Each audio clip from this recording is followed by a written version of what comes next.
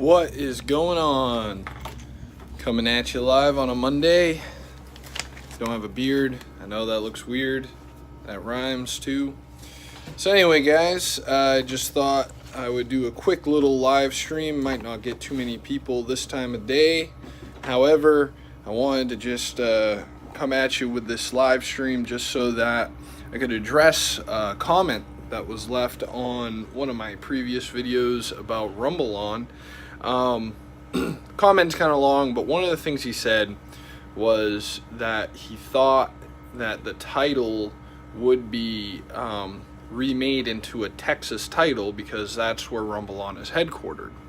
And I just want to come to you guys to explain that, the reason why that wouldn't be, and also to kind of give you guys some hints and tips and tricks on what to look for if you're buying a car this time of year, looking at everything to do with your titles and all that.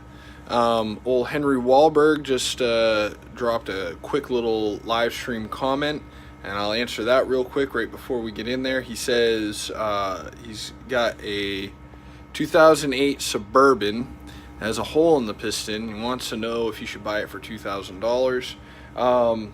Stuff like that. 2008 running Suburban, probably worth a pretty good amount of money depending on the mileage and the rest of the condition. But with a hole in the piston, probably not worth $2,000. It depends, if you research how much it'll cost you to replace the motor and weigh that against the Blue Book value.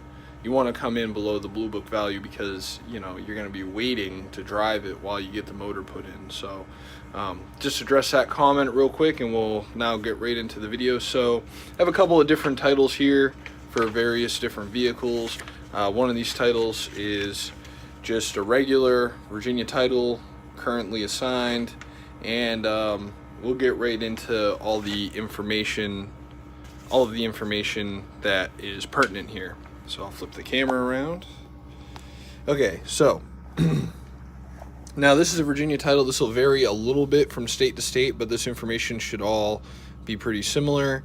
So in Virginia, you have your VIN number. This is really important because it doesn't take a lot for somebody that has a car that they owe money on, or for whatever other reason they can't get a clean title to it, to go and buy a wrecked car that hasn't been salvaged and use and swap the titles. People don't pay enough attention. Now, obviously, you want to make sure all the rest of the information about the vehicle is correct, the year, make, and model. But the other thing you want to look at is the last four. So this is 5291. If you went out and looked behind the windshield in the bottom corner, you'll see a VIN number. You match the last four. If the last four match, then the rest of it's good. You don't got to do all the digits. The other thing is you want to look at the date issued or established. The date issued means that they had to file for another title at one point. The established date is a date that the last time that it changed hands. So if somebody's telling you they've had a truck or a car for 10 years, but their title's from the last year, then obviously you want to, raise an eyebrow. On Virginia titles, they have your address. I don't care. You can look up my address on Google, so I don't mind showing it here.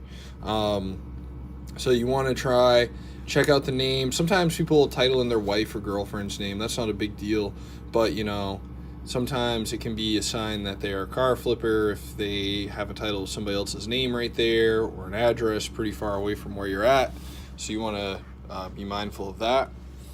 And you've got your odometer. Now, in the state of Virginia and in a lot of other states, the title is an odometer disclosure.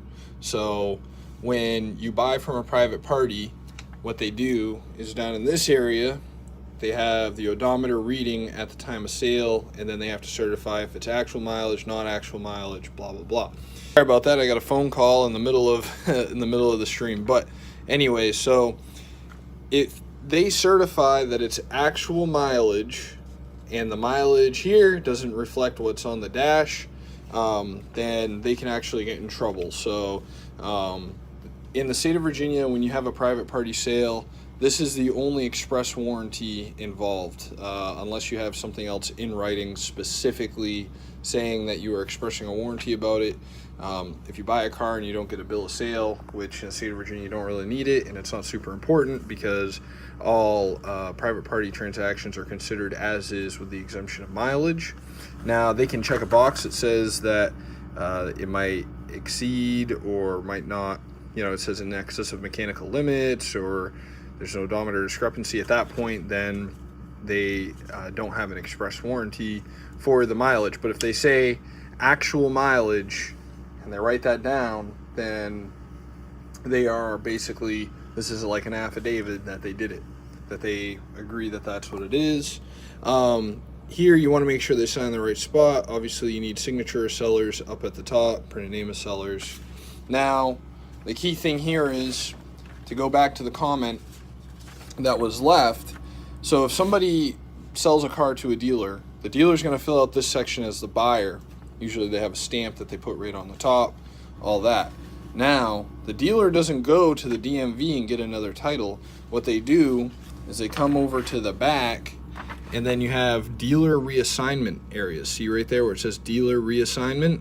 So for instance, if you're an individual and you buy a car from a dealer, the dealer's either going to send you out the door with the reassignment filled out and their dealer number filled out and all that, and you take that to DMV and they register it, or they'll send it straight to DMV depending on how you work the deal. You can work it out there where the dealer handles the tax, title, and registration. Sometimes people do that when they finance a car. And as you can see, they can reassign it like 3 different times. So it can jump from dealer to dealer 3 times just on the title.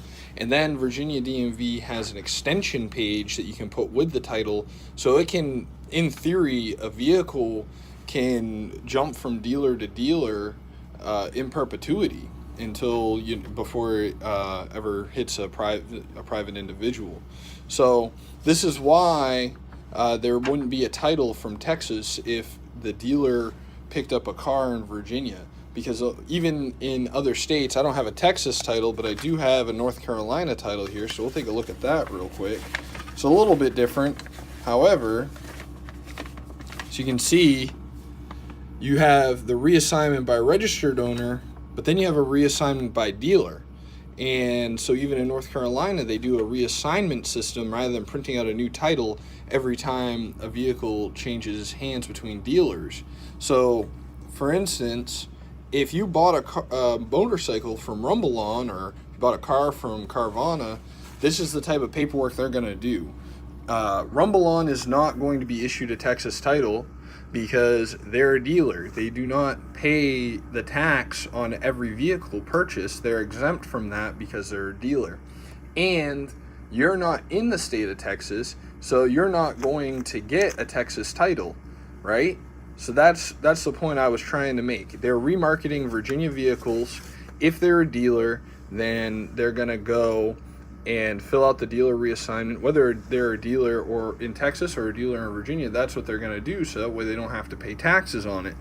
Otherwise it would get very expensive very, very quick. So that's kind of what I wanted to get at. I hope that you guys found the video somewhat useful. Maybe you learned a little bit of something about titles. You might not have seen as many titles as I have and understand how they work, but if you found this information useful, hit that thumbs up button. If you want to see more videos, or you have questions that you want me to put into another video, you can throw them down in the comments now or after. And yeah, subscribe for more. Thanks everybody for watching, and I'll catch everybody in the next one.